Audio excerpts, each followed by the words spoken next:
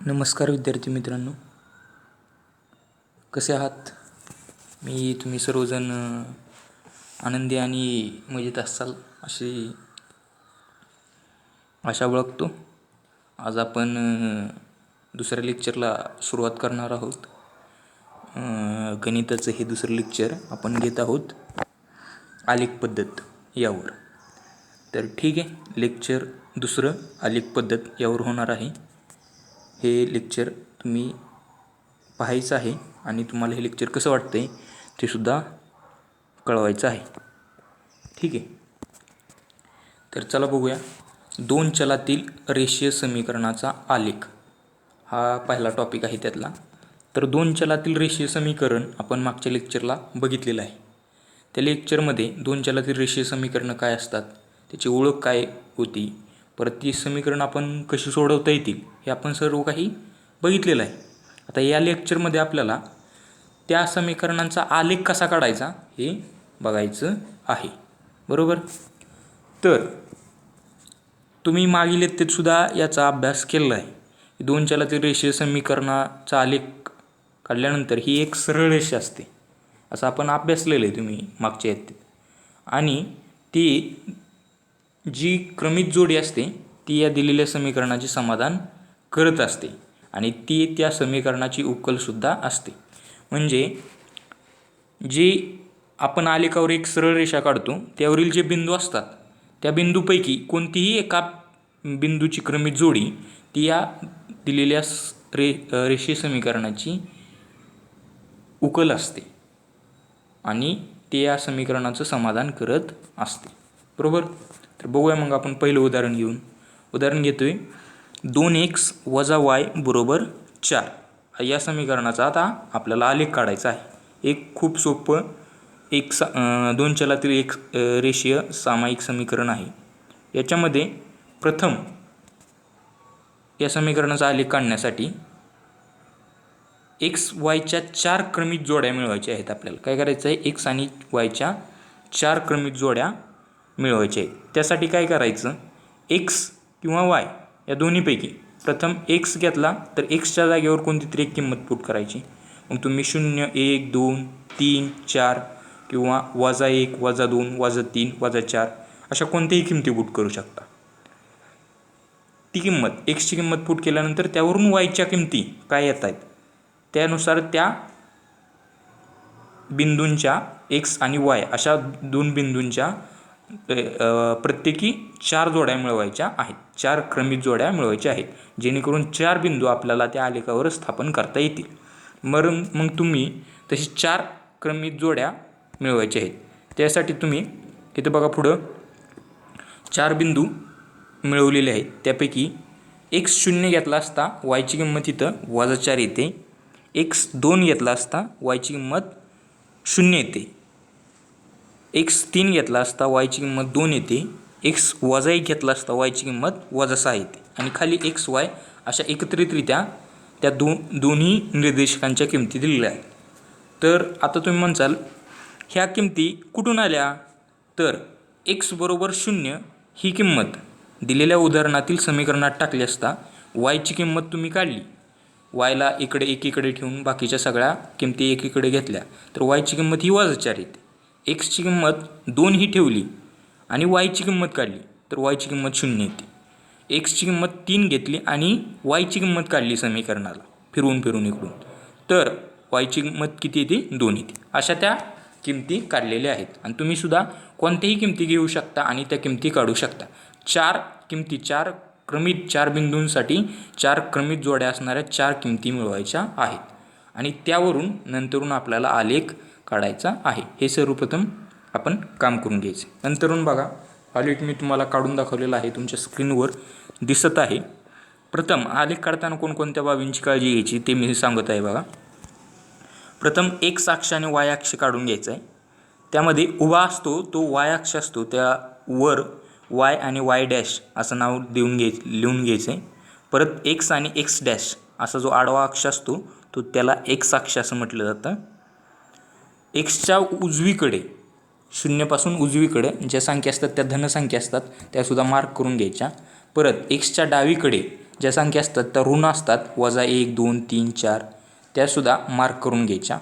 नंतर वायच्या वरती ज्या संख्या असतात त्या सर्व धन असतात त्या मार्क करून घ्यायच्या. आणि वायच्या खाली ज्या संख्या असतात त्या ऋण संख्या असतात त्यासुद्धा मार्क करून घ्यायच्या. हे झाल्यानंतर वर उजवीकडे एका कोपऱ्यात प्रमाण लिहायचं असतं. इथं प्रमाण तुम्ही दोन्ही अक्षावर जे काही प्रमाण असेल, आता इथे 1 सेंटीमीटर बरोबर 1 एकक हे प्रमाण घेतलेलं आहे, त्याच्यामुळं ते प्रमाण लिहिले 1 सेंटीमीटर बरोबर 1 युनिट किंवा 1 एकक असं ते प्रमाण आहे, म्हणून ते लिहून घ्यायचं. एवढं झाल्यानंतर मग आपण जे क्रमित जोड्यांचे जे बिंदू आहेत, ज्या बिंदूंच्या किमती मिळवलेल्या आहेत, ते बिंदू आपण त्या आलेखावर स्थापन करायला तयार आहोत असं म्हटलं जातं. एवढा हा प्रथम सगळा आलेख तयार करायचा आहे आणि नंतरून ते बिंदू स्थापन करायचे आहेत. आता पहिला बिंदू बघा, पहिल्या बिंदूची जोडी होती 0 आणि -4. 0 आणि -4 हा बिंदू स्थापन करायचा. त्यावेळेस 0 हा काय दर्शवतो, तर तो x निर्देशक असतो. काय असतो? x निर्देशक. त्यामुळे x ची किंमत 0 घ्यायची आणि y ची किंमत -4. आता y ची किंमत -4 घेण्यासाठी y या अक्षावर -4 कुठे बघायचं? -4 y या अक्षावर वजाच्या संख्या खाली असतात, त्याच्यामुळे पहिल्यांदा खाली पाहायचं आणि खाली -4 कुठं असेल तर -4 तिथं असेल आणि x काय घ्यायचं आहे? 0. तर xच्या बघा उजवीकडे आलं की धनसंख्या येतील आणि डावीकडे गेलं की ऋण, आणि y या अक्षावरच राहिलं म्हणजे y या सरळ रेषेवर राहिलं तर x ची किंमत 0 असते. म्हणून खाली तो 0 - 4 असा बिंदू स्थापन केलेला तुम्हाला दिसेल. तो बिंदू तिथे स्थापन करायचा. नंतरून दुसरा बिंदू जो आहे तो आहे, त्याची किंमत आहे 2 आणि 0. त्यावेळेस x ची किंमत किती आहे? 2.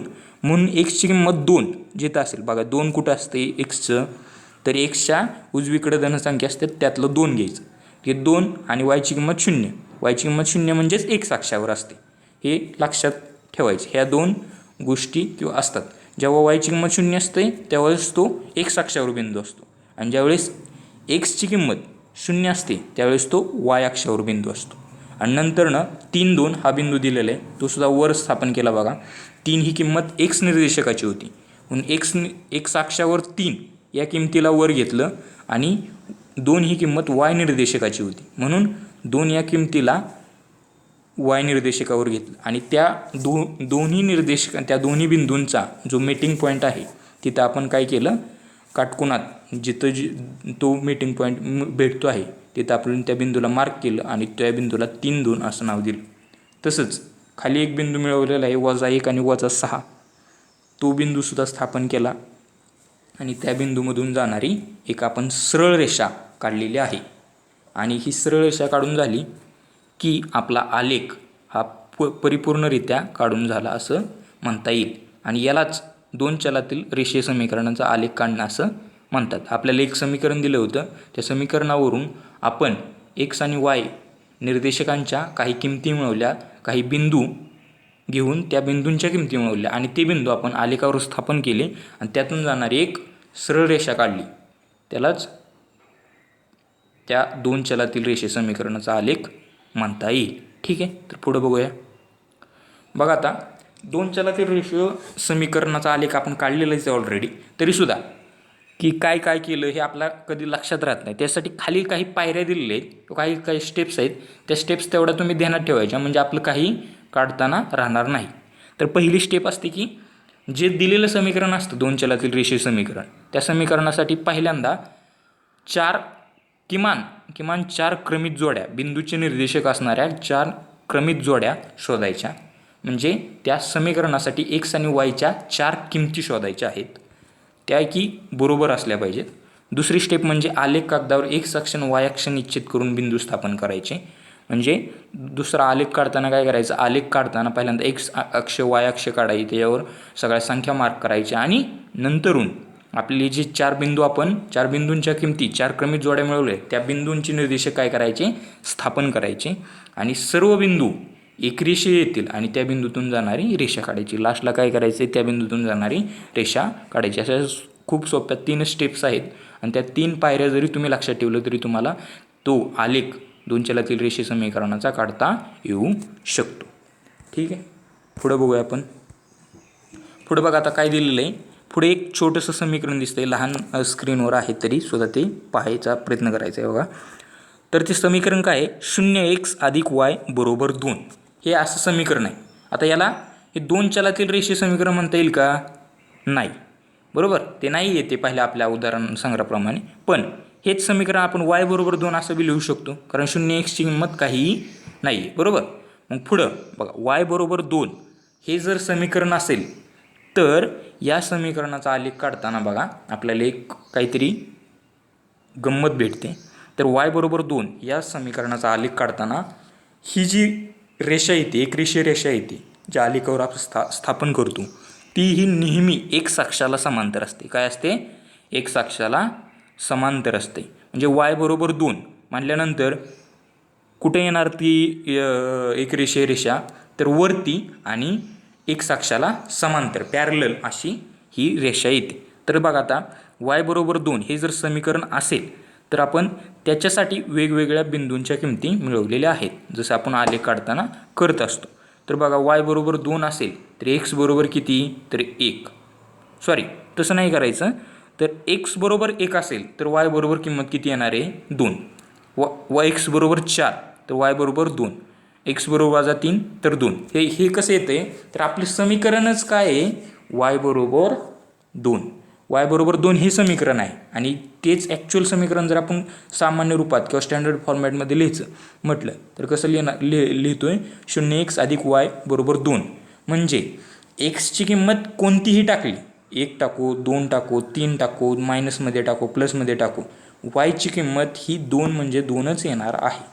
कारण एक्सच्या किमतीचा वाय या किमतीवर कोणताच फरक पडत नाही, कारण एक्सची किंमत ही 0ने मल्टिप्लाय केलेली आहे. त्याच्यामुळं 0x असल्यामुळं y बरोबर 2च येतं. एक्स बरोबर आपण मग कोणत्याही 2-3 किमती घ्यायच्या. 1 घेतलं, 4 घेतलेलं आहे इथं आणि -3 1 घेतलेलं आहे, तरीसुद्धा वायच्या किमतीत काही फरक पडत नाही, ती 2-2-2च राहते. अशा 3 किमती आपण इथे XYच्या 3 XY बिंदूच्या निर्देशकाच्या 3 किमती मिळवलेल्या आहेत. ठीक आहे, म्हणून लक्षात ठेवायचे y बरोबर 2 किंवा y बरोबर एखादी संख्या असेल, हा असा जर समीकरण आलं तर त्या समीकरणाचा आलेख हा नेहमी एक अक्षाला समांतर असतो. ठीक आहे, पुढे बघू आपण. तसेच बघा, x अधिक 0y बरोबर 2 हे एक समीकरण दिसते, म्हणजेच x बरोबर 2.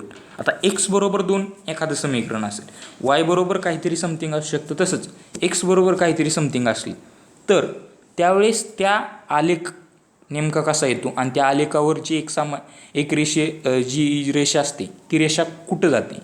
तर त्या रेषेचं सुद्धा एक अस्तित्व असतं बघा. x बरोबर 2 असेल तर ती रेषा y अक्षाला कशी असते? समांतर असते किंवा पॅरलल असते. म्हणजे x बरोबर 2 असेल, 3 असेल, 4 असेल, 5 असेल, x बरोबर किती असू द्या, ती रेषा ही y अक्षाला समांतर असणार आहे. कारण इथं y बरोबर 0 ही किंमत घेतलेली आहे. किती? y बरोबर 0 ही किंमत घेतलेली आहे, म्हणजे 0y आहे समीकरणामध्ये, 0y आहे आणि x बरोबर काहीतरी समीकरण आहे. म्हणून त्या आलेखावर येणारी जी एक रेषा आहे ती नेहमी y अक्षाला समांतर असते.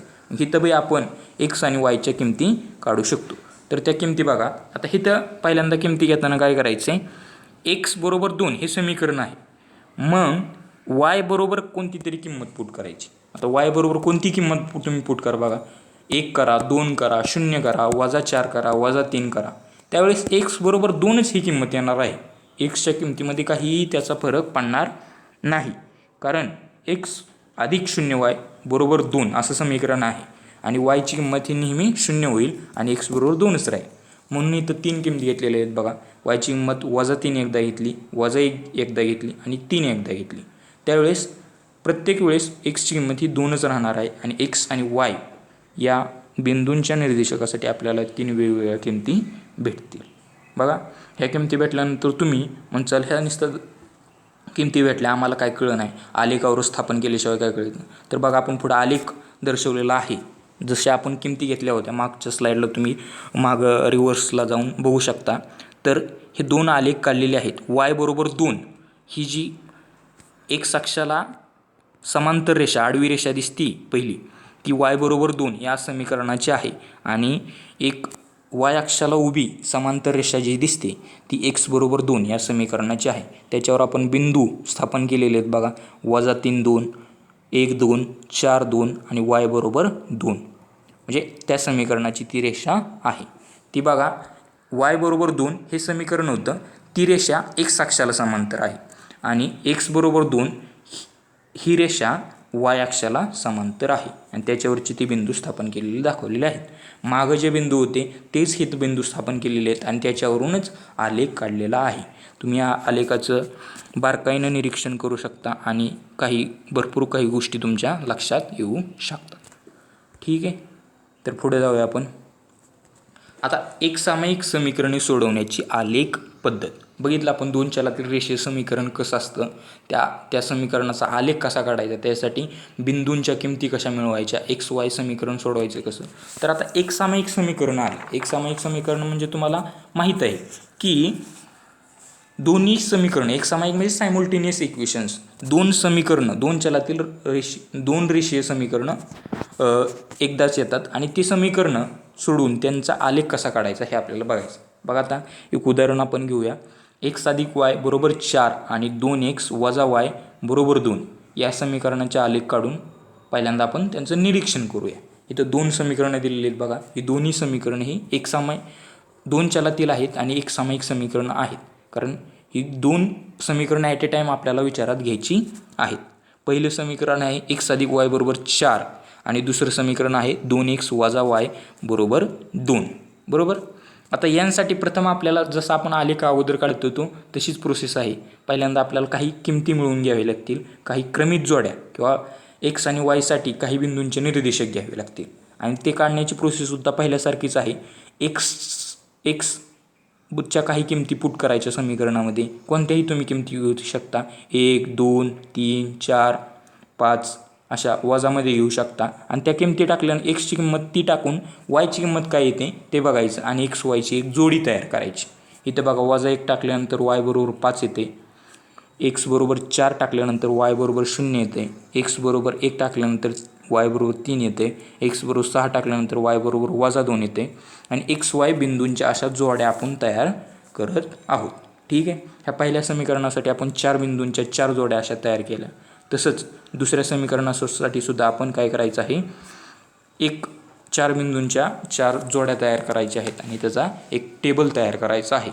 इथं दुसऱ्या समीकरणामध्ये जोड्या तयार करताना तुम्हाला थोडीशी समीकरणाची सिम्प्लिफिकेशन करावं लागणार आहे आणि सोडवावं लागणार आहे. ते सुद्धा सोपं आहे, फक्त तुम्ही ते सोडवायचं आहे. एक्सची किंमत 0 टाकल्यानंतर वायची किंमत काय येईल, तर एक्सची किंमत 0 टाकल्यानंतर 2 × 0 0 होईल. वायला तिकडे टाकलं तर परत 0 - 2 y = -2 होईल. अशाच ते तुम्ही किमती काढायच्या आहेत. x = 1 टाकल्यानंतर वायची किंमत 0 येते बघा, 3 टाकल्यानंतर 4 येते, -1 टाकल्यानंतर 4 येते.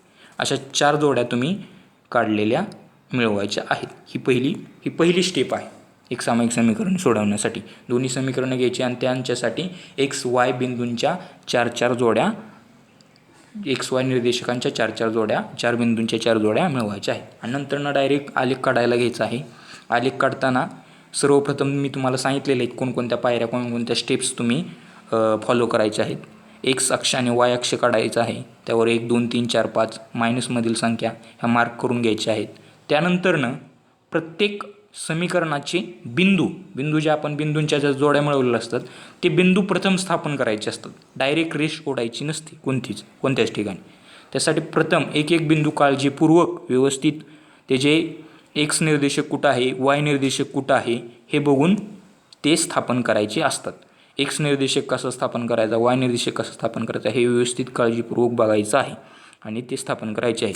इथं बघा, इथं आता तुम्ही पहिल्या समीकरणासाठी x + y = 4 ही जी तिरकी रेष दिसते ती त्या समीकरणाची आहे. त्यामध्ये पहिल्यांदा बघा -1 आणि 5 हा x निर्देशक इथं -1 आहे, y निर्देशक 5 आहे, तिथं बिंदू तो स्थापन केलेला आहे. तिथं तुम्ही त्याचे निर्देशक कोऑर्डिनेट मेटिंग करून बघू शकता. परत दुसरा बिंदू आहे तो 1 आणि 3 आहे, तिथं x निर्देशक 1 आहे, y निर्देशक 3 आहे, तो दुसरा बिंदू आहे. परत तिसरा बिंदू जो आहे तो 4 आणि 0 आहे, x निर्देशक 4 आहे, y निर्देशक 0 आहे.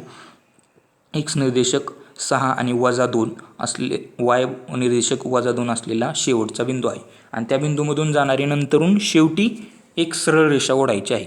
तसंच दुसऱ्या समीकरणासाठी सुद्धा हे सर्व बिंदू स्थापन करायचे आहेत, ज्याचे निर्देशक तुम्हाला मागच्या टेबलमध्ये आपण तयार केलेले असतील आणि ती बिंदू स्थापन केल्यानंतर त्याच्यातून एक सरळ रेषा ओढायची आहे. ती त्या समीकरणाची रेषा असणार आहे आणि त्या रेषेला परत त्या समीकरणाचं नाव द्यायचं आहे. आता बघा, ह्या आलेखामध्ये तुम्हाला काय दिसतंय, तर ह्या दोन्ही रेषा कुठंतरी एका ठिकाणी क्रॉस झालेल्या आहेत, कुठंतरी एका पॉईंटमध्ये त्या मेट होत आहेत. त्या एका पॉईंटचे निर्देशक तुम्ही शेवटी बघायचे आहेत. तर ते पॉईंटचे निर्देशक काय होते बघा, 2 आणि 2 असे त्या बिंदूचे निर्देशक आहेत, जो की या दोन समीकरणांच्या रेषेंचा मेटिंग पॉईंट आहे.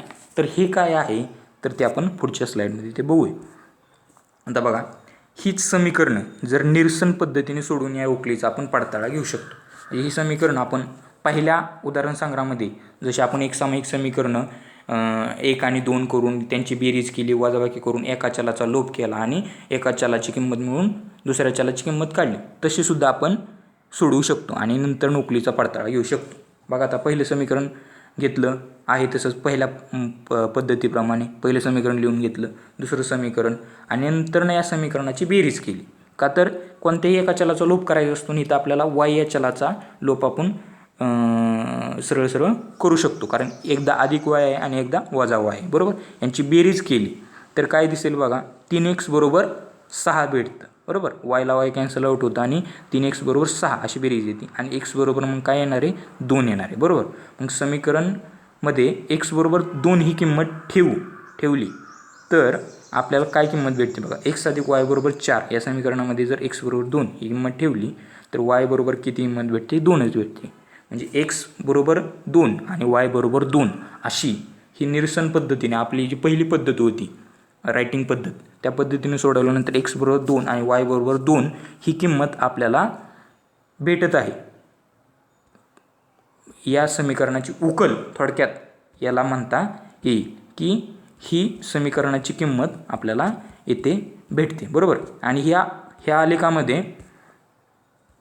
आलेखामध्ये सुद्धा तुम्ही बघचाल की जो मीटिंग पॉईंट आलेला आहे आपला आलेखामध्ये, तो सुद्धा x निर्देशक 2 आणि y निर्देशक 2 असणारा असा तो मीटिंग पॉईंट आहे. म्हणजेच तो मीटिंग पॉईंट काय दर्शवतो, तर त्या एक सामायिक समीकरण निरसन पद्धतीने सोडवल्यानंतर त्यांची जी उकल येते, x बरोबर काहीतरी आणि y बरोबर काहीतरी, ती उकलच हा मीटिंग पॉईंट असतो. म्हणजे ती उकल आपल्याला सेपरेट निरसन पद्धतीने काढण्याची गरज नसते. आलेख काढल्यानंतर ते बिंदू जिथे एकमेकांना छेदतात, त्या जे छेदल्यानंतर त्या बिंदूचे निर्देशक आपल्याला भेटतात, तीच ते x आणि y ची किंमत असतात. म्हणजे x आणि वायच्या ती उकल असते. ठीक आहे मित्रांनो, मला वाटतं हे लेक्चर तुम्हाला समजलं असेल अशी मी आशा करतो आणि या लेक्चरच्या शेवटी तुमचं सगळ्यांचं धन्यवाद, तुम्ही हे ऐकून घेतल्याबद्दल. आणि ह्या लेक्चरला मला प्रिपेअर करायला खूप कमी वेळ भेटला होता, तरीसुद्धा मी कमी वेळात ते लेक्चर प्रिपेअर करून तुम्हाला समजावून सांगण्याचा प्रयत्न केलेला आहे. आणि या लेक्चरवर तुम्ही आता सराव संच 1.2 सोडवू शकता. त्यामध्ये काही थोडाफार स्वाध्याय दिलेला आहे की सारणी पूर्ण करा आणि एक सामायिक समीकरण आलेखाने सोडवा. तेवढाच स्वाध्याय तुम्हाला तो प्रिपेअर करायचा आहे. त्या समीकरणामध्ये जे फक्त आलेख काढायचे आहेत आणि ते आलेख काढताना किमती तयार करणं, टेबल तयार करणं, x आणि y च्या किमती टाकून x आणि y बिंदूंच्या जोड्या तयार करणं आणि त्या आलेखावर स्थापन करणं, ह्या सरावाने गोष्टी सिद्ध होत असतात. आणि जेवढे तुम्ही आलेख काढण्याची सराव करचाल, प्रॅक्टिस करचाल, तेवढी तुमची त्यामधली परफेक्टनेस वाढणार आहे. त्याच्यामुळे सराव संच 1.2 सोडवायला तुम्हाला काही अडचण येणार नाही आणि काही हरकत नसेल असं मला वाटतं. तरी थँक्यू ऑल ऑफ यू.